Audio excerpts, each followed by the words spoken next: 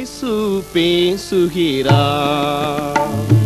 இயேசு பேசுகிறார். நேற்றும் இன்றும் என்றும் மாறாம் இயேசு பேசுகிறார், இயேசு பேசுகிறார்.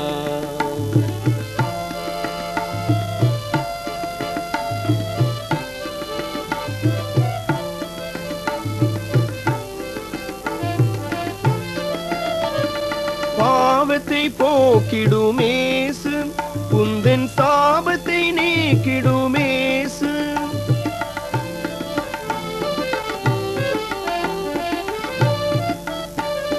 பாவத்தை போக்கிடுமேசு, உந்தன் சாபத்தை நீக்கிடுமேசு. தாகத்தை தீர்த்திடுமேசு.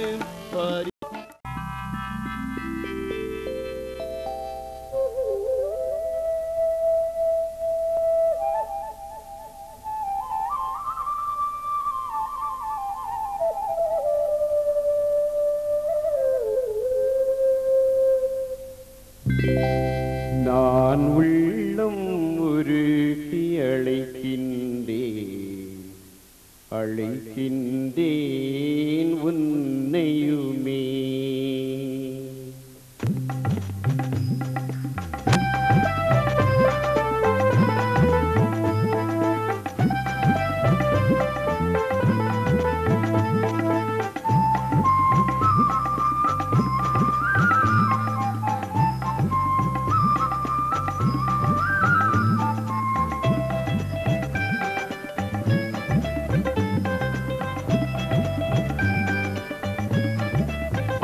நான் உள்ளம் உருகி அழைக்கின்றேன், அழைக்கின்றேன் உன்னையே.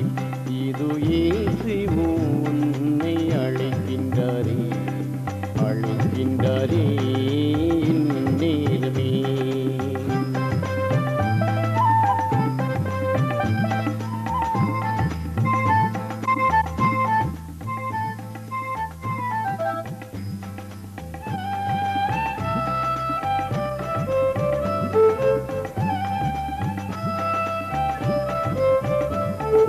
பாவங்கள் போக்கே அழைக்கின்றார், எல்லா துறைகளை நீக்கே அழைக்கின்றார்.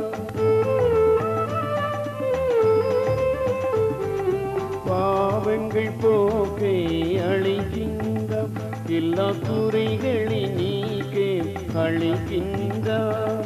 இயேசு உனக்கு இறங்கிடுவாம், இயேசு உனக்கு இறங்கிடுவாம்.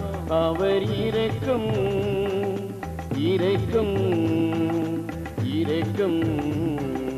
இயேசு உனக்கு இறங்கிடுவாம், அவர் இரக்கம் காட்டி அருள் புரிவார்.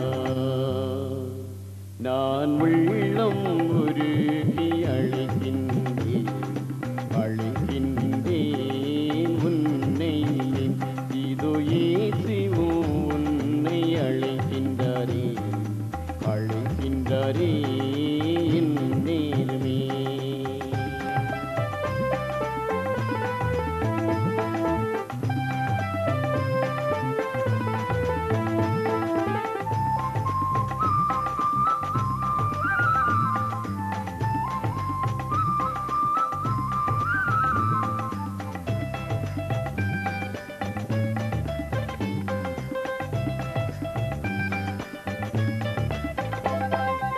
ஏழை உன்னை காத்திடுவார், உன் ஏழ்மை நிலையை மாற்றிடுவார்.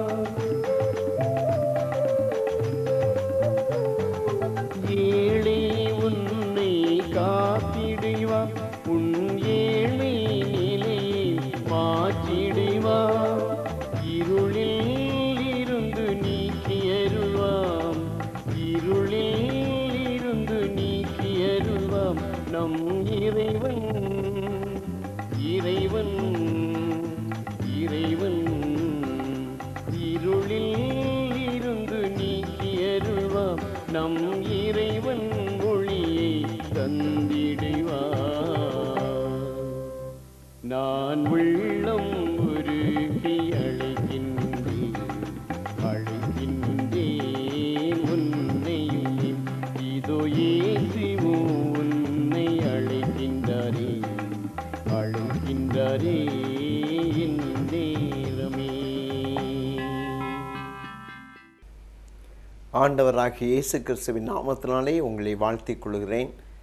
சிந்திக்கத்தக்கதாக நாம் எடுத்துக்கொண்ட வேத வசனம் அப்போஸ்தலர் 6ஆம் அதிகாரம் 8ஆம் வசனத்தை வாசிக்கிறேன்.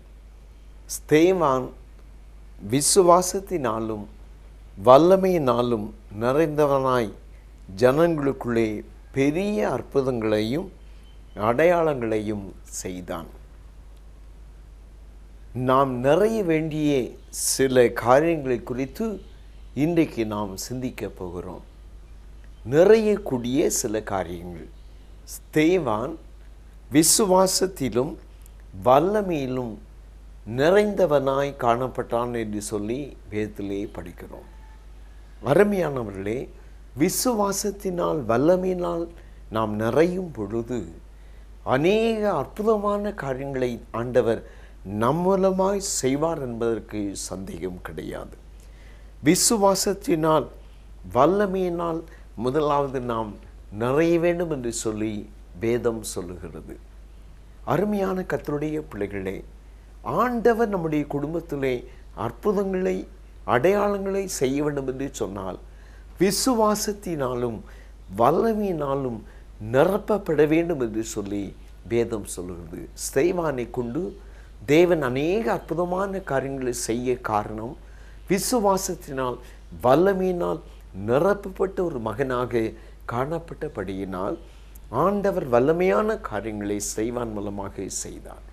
இந்த நாட்களிலே நம் மூலமாகவும் தேவன் சில அற்புதமான காரியங்களை செய்ய வல்லமை உள்ள ஒரு தேவன் என்பதை நீங்கள் மறந்து போகக்கூடாது. ஊழியக்காரர்கள் மட்டும்தான் அற்புதங்கள் செய்வார்கள் என்று சொல்லி நாம் நினைவு கூறவே கூடாது. ஊழியக்காரர்களுக்கு ஒரு இயேசு கிறிஸ்துவும் விசுவாசிகளுக்கு இன்னொரு இயேசு கிறிஸ்துவும் அல்ல. எல்லாருக்கும் ஒரே இயேசு தான்.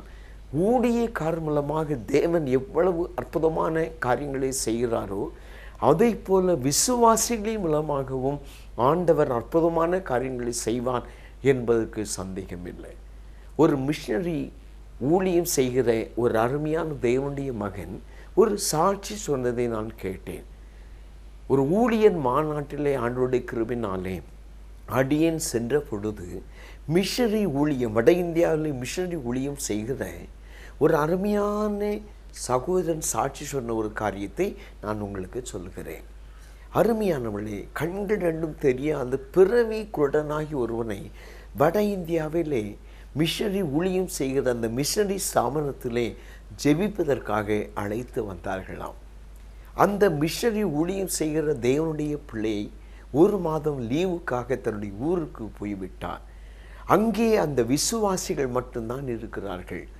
அப்பொழுது இந்த ஊழியக்காரனை எண்ணி இவள் ஜெபிக்க வர வேண்டும் என்று சொல்லி அந்த கண்கள் தெரியாத குருடனை அவர்கள் கூட்டிக் கொண்டு வந்த சமயத்திலே ஊழியர்கள் இல்லை என்று சொல்லக்கூடிய ஒரு அதிர்ச்சி அவங்களுக்கு ஏற்படவில்லை. அந்த மிஷனரி சொல்கிறார், இந்த வட இந்தியா மக்களுக்கு ஒரே ஒரு காரியம் நன்றாக தெரியும். என்ன காரியம் என்று சொன்னால் விசுவாசம் ஒன்று தான் நம்மளுக்கு தெரியும், அவிசுவாசம் தெரியாது. இந்த நாட்களிலே நம்முடைய வாழ்க்கையிலே சில அற்புதங்கள் அடையாளங்கள் ஆண்டவர் செய்ய முடியாது இருக்க காரணம் அவிசுவாசப்படுகிறோம். ஆனால் அந்த மக்களுக்கு இருக்கிற ஒரே ஒரு காரியம் விசுவாசம் மட்டுமே தெரியும். அப்பொழுது அவர் சொன்னார்கள், மிஷனரி பணி செய்கிற அருமையான தேவனுடைய மகன் இல்லாவிட்டாலும் பரவாயில்ல, நீங்களாவது விசுவாசிகளாகிய நீங்களாவது இந்த மகனுக்காக ஜெபிங்கள் என்று சொன்ன பொழுது ஒரு விசுவாசி கடந்து வந்து அந்த குருடனுடைய இரு கண்களிலும் கையை வைத்து, ஆண்டவரே உலகத்திலே சுற்றி திரிந்து நீர் ஊழியம் செய்யும் பொழுது அநேக அற்புதங்களை செய்தது போல ஆண்டவரே கண்டறியாத எத்தனையோ மக்களுக்கு கண்டறிய கிருபை செய்தீரே, இந்த மகனுக்கும் கிருபை செய்யும் என்று சொல்லி அந்த கண்களிலே கையை வைத்து ஜெபித்து கையை எடுத்த உடனே 2 கண்களும் திறக்கப்பட்டது. ஹல்லேலூயா. அருமையான கர்த்தருடைய பிள்ளைகளே, ஊழியக்காரர் ஜெபிக்கவில்லை, விசுவாசிகள் ஜெபித்தார்கள். ஆண்டவர் அற்புதம் செய்தார். இந்த நாட்களிலே யார் ஜெபித்தாலும் ஆண்டவர் அற்புதம் செய்ய வல்லமை உள்ளவர் என்பதை நீங்கள் மறந்து போகக்கூடாது. கர்த்தருடைய பிள்ளையாக நீங்கள் மாற வேண்டும். பரிசுத்தமான ஒரு ஜீவியை செய்ய வேண்டும். ஆண்டவருக்கு பிரியமான ஒரு பிள்ளையாக நீங்கள் ஜீவித்து இயேசுவின் இரத்தத்தினாலே கழுவப்பட்ட பரிசுத்தவான்களாய் இருக்கும் பொழுது நீங்கள் எந்த காரியங்களுக்காக விசுவாசத்தோடு வல்லமையோடு ஜெபித்தாலே போதும். ஆண்டவர் அற்புதமான காரியங்கள் செய்ய வல்லமை உள்ளவர் என்பதை நீங்கள் மறந்து போகவே கூடாது. இந்த செய்தியை கேட்டுக்கொண்டிருக்கிறேன் அருமையான கர்த்தருடைய பிள்ளைகளே, இந்த நாட்களிலே எல்லா காரியத்திலும் நிறைவான ஒரு ஆசீர்வாதத்தை நீங்கள் பெற்றுக்கொள்ள வேண்டும். வல்லமையினாலும் விசுவாசத்தினாலும் நிறைந்திருந்தான் ஸ்தேவான் என்று சொல்லி வேதத்திலே படிக்கிற வண்ணமாக நீங்களும் விசுவாசத்திலே வல்லமில்லை நிறைந்தவர்களாய் காணப்படும் பொழுது உங்களை கொண்டும் ஆண்டவர் அற்புதமான காரியங்களை செய்வார் என்று சொல்லி வேதத்திலேயே பார்க்கிறோம். அருமையான கர்த்தருடைய பிள்ளைகளே, யோவான் 16ஆம் அதிகாரம் 24ஆம் வசனத்தை வாசித்து பார்க்கும் பொழுது, கேளுங்கள், அப்பொழுது உங்கள் சந்தோஷம் நிறைவாய் இருக்கும்படி பெற்றுக்கொள்வீர்கள் என்று சொல்லப்பட்டிருக்கிறது. அருமையான கர்த்தருடைய பிள்ளைகளே, சந்தோஷத்தின் நிறைவு விசுவாசத்தின் வல்லமை நிறைவு மட்டுமல்ல, சந்தோஷத்திலே நீங்கள் நிறைவாக காணப்பட வேண்டும். இந்த நாட்களிலே நாம் ஆசைப்படுவது சந்தோஷமாக இருக்க வேண்டும். குடும்பம் சந்தோஷமாக இருக்க வேண்டும், பிள்ளைகள் சந்தோஷமாக இருக்க வேண்டும், வருங்கால காரியங்கள் சந்தோஷமாக இருக்க வேண்டும் என்று சொல்லித்தான் நாம் விரும்புகிறோம். ஆனால் சில வேளைகளிலே துக்கங்கள், வேதனைகள், கண்ணீர், கவலை, கஷ்டங்கள் எல்லாம் நம்முடைய குடும்பத்தை நெருக்கிறது. ஆனால் ஆண்டவர் இந்த நேரத்தில் விரும்புகிறார், நீங்கள் சந்தோஷத்திலே நிறைவாக இருக்கும்படி விரும்புகிறேன். கர்த்தருடைய பிள்ளைகளே, சந்தோஷமாக நீங்கள் இருக்க வேண்டும், சமாதானமாய் வாழ வேண்டும். குடும்பத்திலே ஒரு சந்தோஷம் உங்களுக்குள்ளே வரும் பொழுது மட்டும்தான் உங்கள் குடும்பத்திலே ஒரு பெரிய ஒரு ஆசீர்வாதம் வரும் என்பதற்கு நீங்கள் ஒப்பு கொடுக்க வேண்டும். அந்த சந்தோஷத்தை பெற்றுக்கொள்ள என்ன செய்ய வேண்டும்? நம்முடைய வாழ்க்கையில் அந்த சந்தோஷத்தை கொடுக்கின்ற ஆண்டவராக இயேசுவின் சமூகத்திலே நாம் வர வேண்டும். சமாதானத்தை நான் உங்களுக்கு வைத்து போகிறேன், என்னுடைய சமாதானத்தையே நான் உங்களுக்கு கொடுக்கிறேன் என்று சொன்ன ஆண்டவராகிய இயேசு கிறிஸ்துவின் சமூகத்திலே நீங்கள் ஜெபிக்கும் பொழுது உங்கள் வாழ்க்கையை சமாதானத்துக்குள்ளாக்குகிறார். உங்கள் குடும்பம் சந்தோஷமாய் வாழுகிறது. உங்கள் வாழ்க்கையிலே சந்தோஷத்திலே நீங்கள் நிரப்பப்படுகிறீர்கள். இந்த வேளையிலே உங்களை நீங்கள் சிந்தித்து பாருங்கள், ஆண்டவரே, அந்த சமாதானத்தை நான் இழக்க செய்யக்கூடிய, சந்தோஷத்தை இழக்க செய்யக்கூடிய காரியங்கள் என்ன என்று சொல்லி நீங்கள் தேவ சமூகத்திலே உங்களை ஒப்பு கொடுக்கும் பொழுது நிச்சயமாகவே உங்களை அவர் சந்திப்பார். சந்தோஷத்தை கெடுக்கக்கூடிய பாவங்கள், சந்தோஷத்தை கெடுக்கக்கூடிய அக்கிரமங்கள், சந்தோஷத்தை கெடுக்கக்கூடிய தேவனுக்கு பிரியமெல்லாம் இஷ்டமில்லாத சில ரகசியமான காரியங்கள், நீங்கள் குடும்பத்தில் சந்தோஷமாய் வாழ முடியாதபடி இருக்க காரணம் என்ன? இப்படிப்பட்ட சில காரியங்களுக்கு நீங்கள் அடிமைப்பட்டு வாழ்கிறபடியினாலே அந்த சந்தோஷ நிறைவான காரியத்திலே நீங்கள் வளர முடியவில்லை. இந்த வேளையிலே ஆண்டவரே, என்னுடைய வாழ்க்கையிலே சந்தோஷத்தை சமாதானத்தை கெடுக்கக்கூடிய எல்லா காரியங்களையும் என்னை மட்டும் மாற்றி இன்று முதல் நான் சந்தோஷமான வாழ்க்கைக்குள்ளே நிறைந்து வாழத்தக்கதான் ஒரு கிருபையை தாரும் என்று சொல்லி ஆண்டவர் சமூகத்தில் நீங்கள் ஜெபிப்பீங்கன்னா நிச்சயமாக உங்களை சந்தோஷமாய் நிரப்ப தேவன் வல்லமை உள்ளவராகவே காணப்படுகிறார். நாம் நிறைய வேண்டிய சில காரியங்களை குறித்து சிந்தித்து வருகிறோம். முதலாவது, நம்முடைய வாழ்க்கையிலே விசுவாசத்திலும் வல்லமையிலும் நிறைவுள்ள மக்களாய் நாம் காணப்பட வேண்டும். ரெண்டாவதாக, சந்தோஷத்திலே நிறைவான மக்களாக நாம் காணப்பட வேண்டும். அப்போஸ்தலர் 1ஆம் அதிகாரம் 8ஆம் வசனத்தை வாசித்து பார்க்கும் பொழுது வேதம் இப்படி சொல்கிறது, பரிசுத்த ஆவி உங்களிடத்தில் வரும்போது நீங்கள் பலனடைந்து எருசலேமிலும் யூதேயா முழுவதிலும் சமாரியாவிலும் பூமியின் கடைசி பரியந்தமும் எனக்கு சாட்சிகளாயிருப்பீர்கள் என்று சொல்லுகிறார். பரிசுத்த ஆவியினால் நிறைய வேண்டும் என்று சொல்லி ஆண்டவர் விரும்புகிறார். சந்தோஷத்திலே நிறைவது போல பரிசுத்த ஆவிக்குள்ளே நீங்கள் நிறைந்து வாழ வேண்டும். பரிசுத்த ஆவி உங்களிடத்திலே வரும்போது நீங்கள் பலனடைந்து என்று சொல்லி வேதம் சொல்கிறது.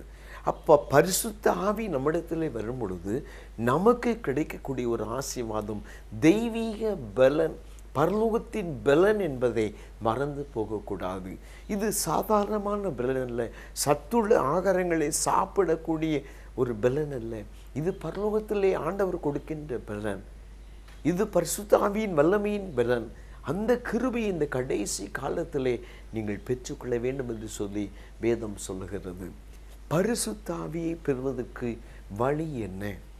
என்னுடைய வாழ்க்கையிலே ஆண்டவர் கற்றுக் கொடுத்த வழியைத்தானே நான் உங்களுக்கு சொல்ல முடியும்.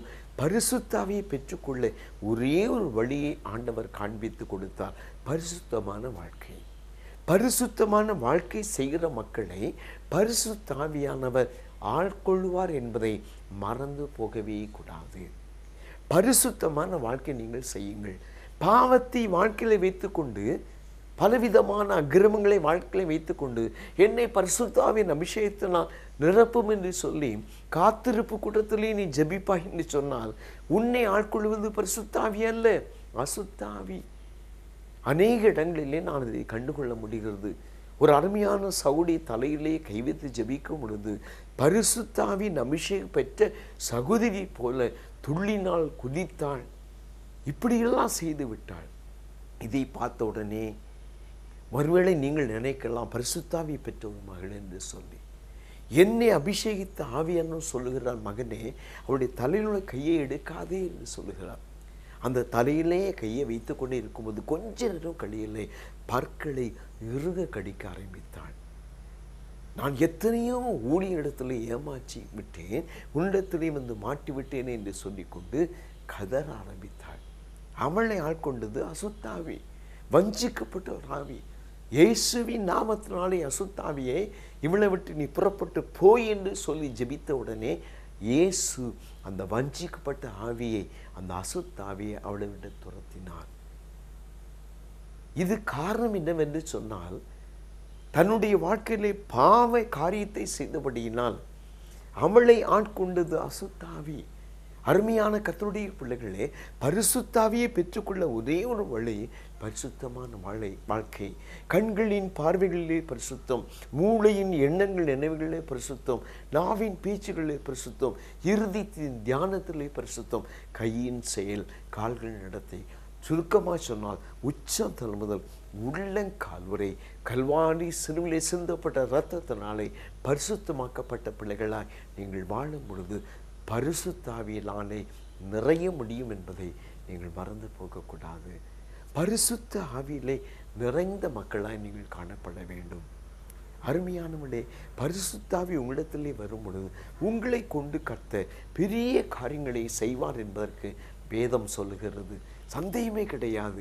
இந்த வேளையில் உங்களை யோசித்து பாருங்கள். பரிசுத்தமான ஒரு வாழ்க்கை செய்து பரிசுத்தாவி நீங்கள் பெற்றுக்கொள்ளும் பொழுது நிச்சயமாகவே அந்த பரிசுத்தாவின் வல்லமையினால் ஆண்டவர் நிரப்பப்பட்டது போல நீங்களும் நிரப்பப்பட வேண்டும். அப்போஸ்தலர் 10ஆம் அதிகாரம் 38ஆம் வசனத்தை வாசித்து பார்க்கும் பொழுது இயேசுவை தேவன் பரிசுத்த ஆவியினாலும் வல்லமையினாலும் அபிஷேகம் பண்ணினார்.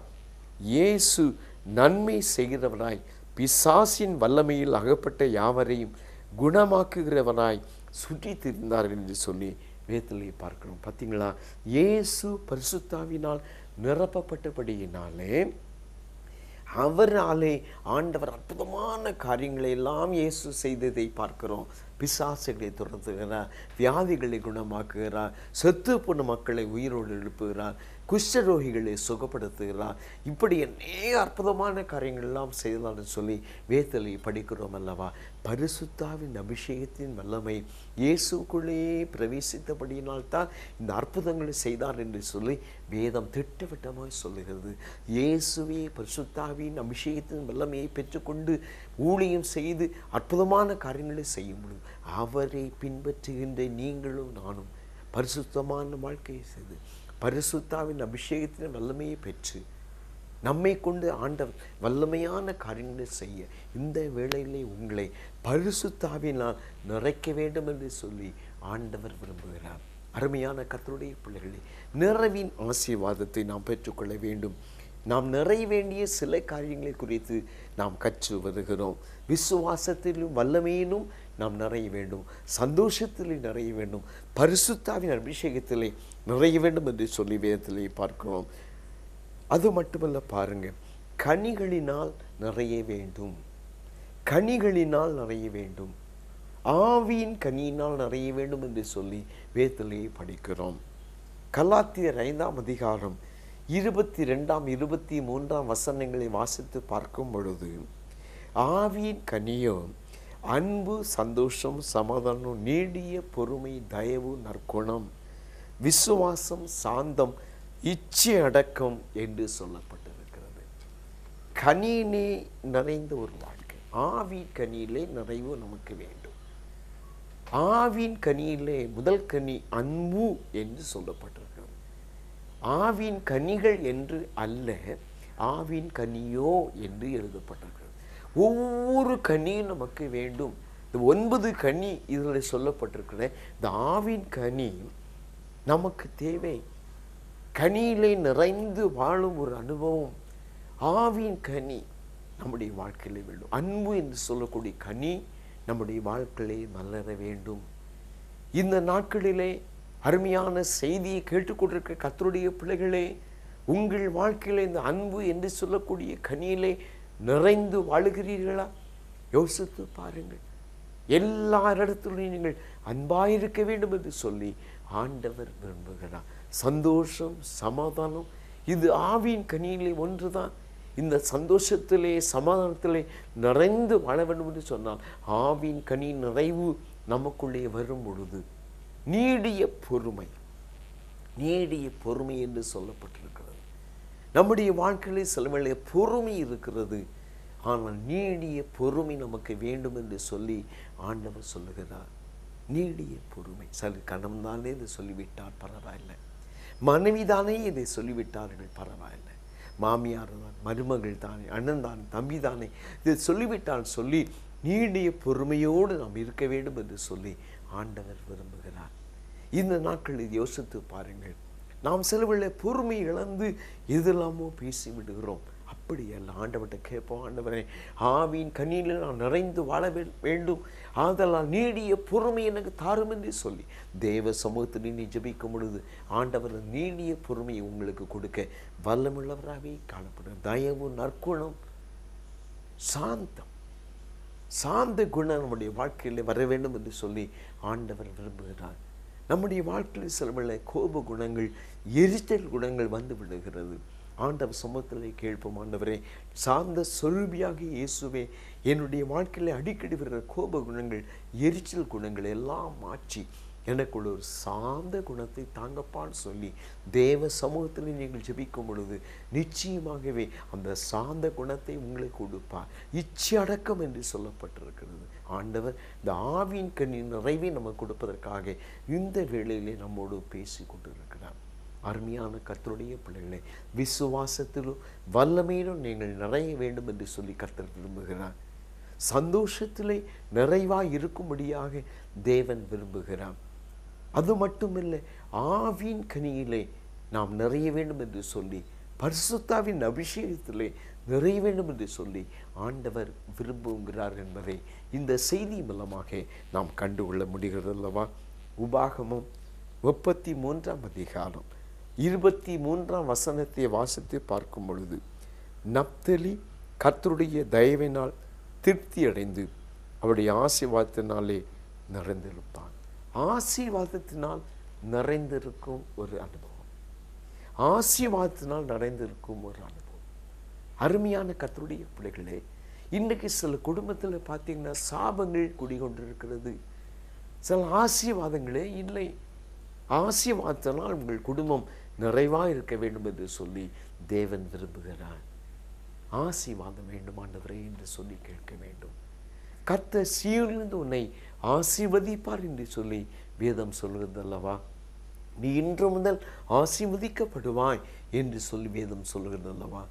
சில சாபங்கள் குடிகொள்ள காரணம் என்ன? ஆண்டவரை அநேக மக்கள் தேடுவதில்லை. ஒரு பெரிய பணக்கார வீட்டிலே மனைவி பைத்தியக்காரி இருக்கிறார்கள், மகள் பைத்தியக்காரி இருக்கிறார்கள். ஆண்டவரிடத்தில் ஜெபிக்கும் பொழுது நான் கேட்டேன், ஆண்டவரே, இவ்வளவு வசதி உள்ள இந்த பணக்காரனுடைய மனைவியும் மகளும் ஏன்படி இருக்கிறார்கள் என்று கேட்ட பொழுது கர்த்தர் என்னோடு உணர்த்தினார், மகனே, இவன் பணத்தை தேடினான், சொத்தை தேடினான், வீட்டை தேடினான், உலகத்தை தேடினான், என்னுடைய முகத்தையோ மறந்தான். என்னுடைய முகத்தை மறந்தான். ஆதலால் இந்த வீட்டுக்குள்ளே இருப்பது சாபம். இன்றைக்கு வீட்டின் தலைவர் தலைவி பிள்ளைகள் எல்லாரும் இயேசுவின் முகத்தை தேடும் பொழுது நிச்சயமாகவே ஆசீர்வாதத்தினால் உங்களை நிரப்பிக் கொள்ள ஆண்டவர் வல்லமுள்ளவராகவே காணப்படுகிறார். இந்த வேளையிலே ஆண்டவர் சமூகத்தில் நாம் ஒப்பு கொடுத்து ஜெபிக்க போகிறோம். ஆண்டவரே, நாங்கள் நிறைவின் அனுபவத்தை பெற வேண்டும் ஐயா. விசுவாசத்தின் வல்லமையில் நான் நிறைய வேண்டும் ஆண்டவரே. சந்தோஷத்தினாலே நிறைய வேண்டும் கர்த்தாவே. பரிசுத்தாவின் அபிஷேகத்தினால் நிறைய வேண்டுமே. ஆவியின் கனியின் மூலமாக நான் நிறைய வேண்டுமே. சாபங்கள் எல்லாம் இன்று முதல் என் குடும்பத்தை விட்டு நீங்கி போய், என்னுடைய வியாபார ஸ்தலத்தை விட்டு மாறி போய், என்னுடைய குடும்பத்தை விட்டு நீங்கி போய், இன்று முதல் நான் ஆசீர்வாதமாக நிறைந்து கொள்ளேன். நான் குடும்பமாய் உம்மை தேடி அந்த ஆசீர்வாதத்தை பெற்றுக்கொள்ளும் கிருபையை இந்த வேளையில் எனக்கு தாரும் என்று சொல்லி நீங்கள் ஜெபிப்பேன் சொன்னால், நிச்சயமாகவே உங்கள் குடும்பத்தை, உங்கள் தனி வாழ்க்கையையும், உங்கள் வருங்கால காரியத்தையும், உங்கள் வியாபார ஸ்தலத்தையும் ஆண்டவர் நிச்சயமாக ஆசீர்வதிக்க வல்லமுள்ளவராகவே காணப்படுகிறார். அந்த கிருபை ஞானத்தை தருவதற்காக இந்த வேளையில் இயேசு நம்மோடு பேசும் பொழுது அவருடைய கரத்தில் நம்மை அர்ப்பணிப்போமா? ஜெபிப்போம். அன்புள்ள பிதாவே, இந்த அருமையினுடைக்காக உமக்கு சோத்திரம் சோத்திரம் சோத்திரம் அப்பா. நிறைவின் ஆசீர்வாதத்தை பெற வேண்டும் என்று சொல்லி எங்களோடு நீ பேசி கொண்டது அன்புக்காக சோத்திரம். பேசுகிறது நீங்கள் அல்ல, பிதாவுடைய ஆவியானவரே உங்களிருந்து பேசுகிறான்னு சொன்னேன். வேத வாக்கியத்தின் முன்பின்படி பரிசுத்த ஆவியானவர் இந்த மக்களோடு பேசுகிற அன்புக்காக சோத்திரம். யாரெல்லாம் அந்த டிவிக்கு முன்பாக ஆண்டவரே கண்களை மூடி உம்மோடு ஜெபித்து கொண்டிருக்கிறார்களோ, ஆண்டவர் நிறைவின் ஆசீர்வாதம் வேண்டும் என்று சொல்லி ஒப்பு கொடுத்து ஜெபிக்கிறார்களோ, விசுவாசத்தின் வல்லமை இப்பொழுதே அவர்களை ஆட்கொள்வதாக. சந்தோஷமான நிறைவுக்குள்ளே கடந்து வர தேவன் கிருபை செய்வீராக. பரிசுத்த ஆவியின் அபிஷேகத்தை பெற்றுக்கொள்ள பரிசுத்தமான வாழ்க்கையை செய்யும் ஒரு கிருபை மக்களுக்கு நீர் அருள் செய்வீராக. ஆவியின் கனி நிறைவை பெற்றுக்கொள்ள ஆண்டவர் தாமே இரக்கம் செய்வன் ஜெபிக்கிறோம். இன்று முதல் ஒவ்வொரு குடும்பத்திலும் இருக்கிற சாபங்கள் எல்லாம் இயேசுவின் நாமத்தினாலே நீங்கி போவதாக. வியாபார ஸ்தலங்களுக்குள்ளே இருக்கிற எல்லா சாபங்களையும் இயேசுவின் நாமத்தினாலே மாற்றும். இன்று முதல் உன்னை ஆசீர்வதிப்பேன் என்று சொன்னீரப்பா. ஆசீர்வாத நிறைவை மக்கள் பெற்றுக்கொள்ள தேவன் இறக்கச் செய். எங்கள் ஜெபத்தை நீ கெடுக்காக உமக்கு சோத்திரம் சோத்திரம் சோத்திரம். இயேசு கிறிஸ்துவின் மூலம் ஜெபங்களும் நல்ல பிதாவே. ஆமேன் ஆமேன் ஆமேன். அருமையான கர்த்தருடைய பிள்ளைகளை, ஆண்டவராகிய கர்த்தர் உங்களோடு சில ஆவிக்குரிய ஆலோசனையை சொன்னார்.